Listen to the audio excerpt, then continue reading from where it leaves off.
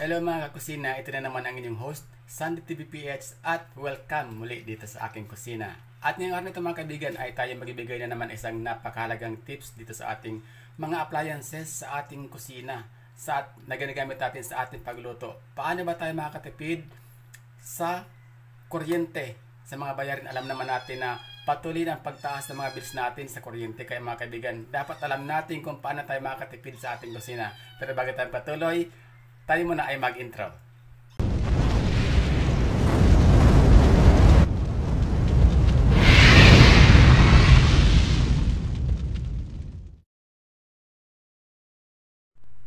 So mga kaibigan, atin na sasagutin ang tatanong doon sa aking nakaraang vlog na kung paano ba tayo makakatipid sa paggamit ng ating induction cooker.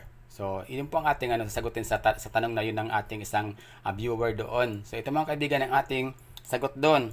So, kung napansin po natin itong ating induction cooker, meron po tayo nakalagay dyan ng mga numbers. Ayan, 120, 300, 800, 1,000, 1,300, 1,600, 1,800, and 2,100 watts. So, yan po ang ating yan. Ito po yung mga kuryente ginagamit natin kung tayo nagluluto. Ayan. So, kung gusto niyo makatipid mga kaibigan, total naman, ang lagi kong sinasabi ay mabilis magluto dito sa ating induction. Kasi bakit mabilis? Sobrang pong bilis niyang uminit. Saglit lang po yan, init na agad yan. Segundo lang po yan, init na agad yan. Kapag magprito ka dito ng itlog, saglit lang po. Paglagay mo ng lutoan, ng pan mo dyan, automatic yan, mga segundo lang yan, init na yan. Pwede mo nang ilagay ang piniprito mong itlog at saglit lang luto ka na dyan. So, napakabilis niya pong gamitin. Pero, mga kaibigan, hindi ko po ito ginagamit na, kasi kung napansin niyo po yan, 2,100. Hindi po sinasabi ko na porket mabilis ako makaluto, hanggang dito pa ako gumagamit ng kuryente. Kasi pag ito po natin ginamit natin ng kuryente, 2,100 watts po, ay talaga naman pong sisipa agad ang ating electric bill dyan. Kasi sobrang malakas po ang niyan, 2,100 watts po yan mga kaibigan. So ibig sabihin niyan, napakalakas ng kuryente na gagamitin natin dyan. Napakalaking kuryente po ang ginamit natin. So para makatipid po tayo, total naman sabi ko, napakabilis niyang uminit. Dito lang po ako naglaro sa aking, hanggang 1,000 lang po ako mga kaibigan pag nagluluto dito. Hanggang 1,000 lang po. Kapag nagkapalambot ako ng karne, 1,000 lang po ako dyan. So kapag gumulo ng ating karne, mga minuto lang yan, 2 to 3 minutes po, kukulo na yung ating karne dyan. So pag gumulo na po yan, baba pa ako dito sa ating 300. So dahan-dahan lang po ang pagkapakulo ng karne para po masarap po siyang kainin, di ba? So cut po munggo, kasi ang munggo ay talagang pinapalambot din natin. Ganun din po ginagawa ko dyan. 800 ako, pag kumulo na, baba ko sa 300.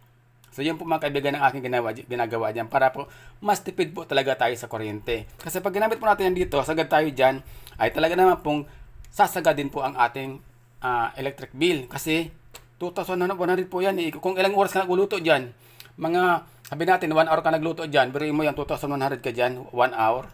So, nagpalambot ka ng karne, ito ang ginamit mo dyan.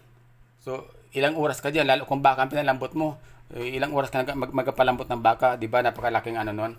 So dito lang po tayo sa mababa kasi na nga sabi ko, napakabilis niya pong kumulo. So hindi po natin kailangan na gamitin itong sagad na to na number dito kasi malakas po talaga sa kuryente yan. So dito lang po ako talaga, 1,000 ang pinakasagad ko na ginagamit yan mga kaibigan para mas mabilis po tayo kumbaga, para mas masarap po ang ating niluluto na dahan-dahan. Pero hindi ibig sabihin na dahan-dahan ay talaga namang gutom ka na di pa naluluto. Saglit lang po makaluto dito mga kaibigan. Talagang napakabilis niya magluto dito mga kaibigan. At siyempre, isa pang po dito ay makatipid sa kuryente. Siyempre, after mong gamitin ito, tanggalin mo doon sa saksak.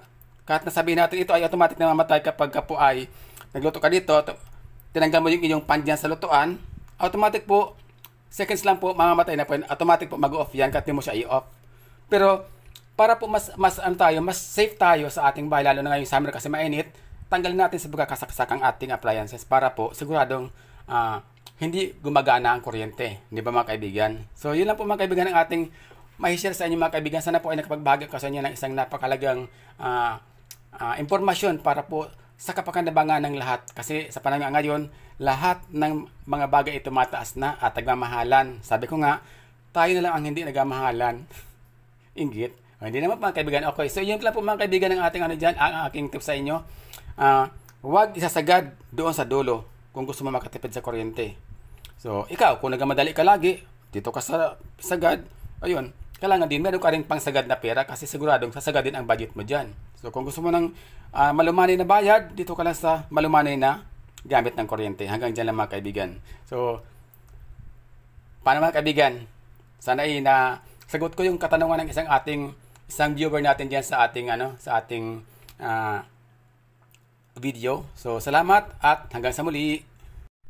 So, ayan mga kaibigan, nabigyan ko na naman kayo ng isang napakahalagang tips sa paggagamit natin ng ating induction cooker. So, sana po ay meron kayo napulot na araw sa ating ibinahagi sa inyo ngayong araw na ito. At sana po ay, kung ano po ang sinabi natin dyan ay gawin po natin kasi talaga naman po ako nga sabi ko, proven ko na po yan for how many years na, 2025 na ngayon, since 2021, ito na po yung ginagamit ko. At talaga naman, ang kuryente ko po talaga ay ganun pa rin naman, ganun lang po. Sakto lang sa kung tumaas man yun, hindi dahil dito sa akin mga ginagamit na ito. Kundi maaaring meron ako idinagdag na appliances dito sa bahay, maaaring meron akong mga bagong gamit na itinaas. Pero sa ngayon po, parang wala naman nangyayari pagbabago sa electric bills ko. So, naka-stay pa rin ako doon sa dati. So, ibig sabihin yan, kahit ilang taon ko na itong ginagamit na induction na to ay hindi po tumataas ang aking electric bill. So, sana po ay gawin po natin. At sa mga di pa nakakapag-avail nitong ating hindi ko po ito pinopromote kasi hindi naman po ito binabayaran, hindi pa ako bayad dito. At wala pa akong binabagit na brand. Tinakpan ko po yung ating brand dito.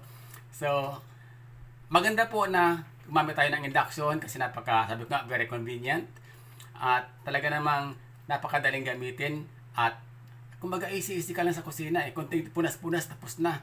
Walang abo, walang So, ganun-ganun lang po tayo. So, at siyempre, isa pang malagang tip, after mong gamitin, tanggalin mo sa pagkakasaksak. Isa ring tips po yun, lalo na ngayong tag-init, summer ngayon, so mahalaga na ang mga appliances natin, after natin gamitin ay tanggalin natin sa pagkakasaksak para iwas din ang ating mga aberya sa bahay, lalo yung mga sunog na yan. So, yun lang po, napakahalagang tips mga kaibigan.